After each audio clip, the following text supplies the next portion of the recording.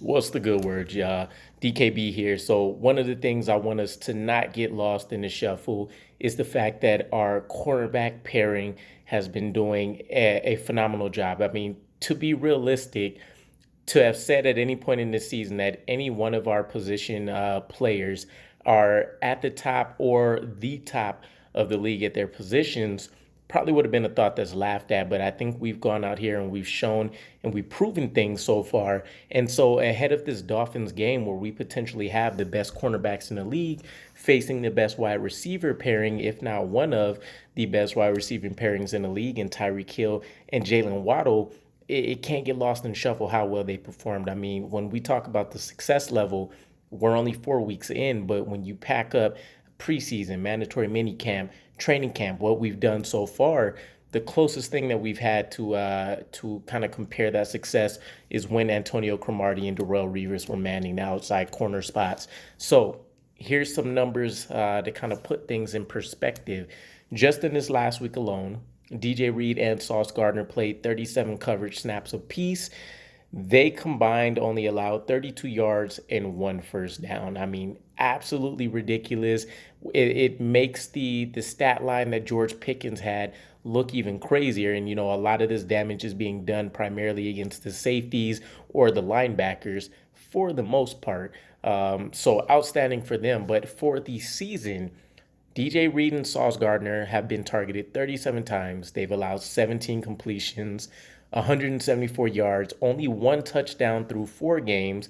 They're allowing less than 5 yards per target. Quarterbacks are completing less than 50%, and they're having a 57.7 passer rating on the season, which basically puts them in the mold of a lot of quarterbacks that we've seen walk themselves out the door. Bryce Petty was a name that I've seen was mentioned, and there's a long list of others that are going to match that. But season-long stats, you can't ask for really much better than that. I argue to find a pair who's performing at a better clip than what our cornerbacks are. And so taking a look at this matchup against the Dolphins, Jaylen Waddle and Tyreek Hill have been on an absolute drum roll, just steamrolling cornerbacks left and right across the league. I mean, Hill leads the league with 477 receiving yards.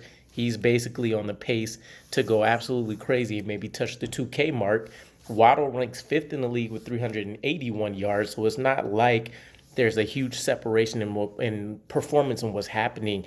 And the craziest part is we're seeing them do it in tandem. Both guys can pretty much on any given week eclipse 100 yards, or they can alter the game plan to where they can feed Jaylen Waddle more if somebody wants to roll coverage to Tyreek Hill, and vice versa. If they want to opt to try to take away Jaylen Waddle, Tyreek Hill can continue doing what he's been doing with the Chiefs for the better part of this most recent decade. So this is the question to be asked. Who will end up winning out in terms of the best cornerbacks versus potentially the best wide receiver tandem in the NFL? And at this point, nothing has shown that our cornerback duel is going to end up giving huge and big plays by and large. And I don't think this will be a game where you see the Dolphins throw up a lot of touchdowns either.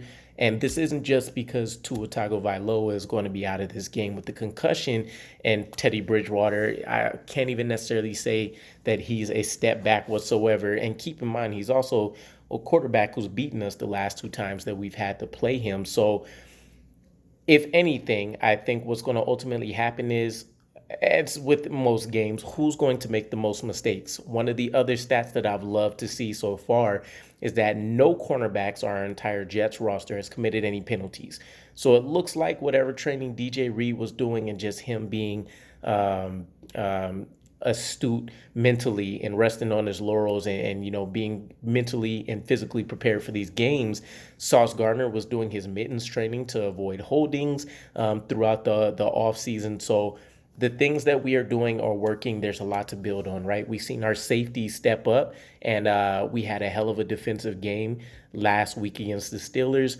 The offense is still trying to trudge along, but we've seen Zach Wilson bring up the team back to life in the fourth quarter. So, I'm up for all debates, Dolphin fans, Jets fans alike. Let me know what your guys' thoughts are who comes out ahead. I'm not necessarily worried about the matchup right now, or the win-loss, I should say, but more so the matchup.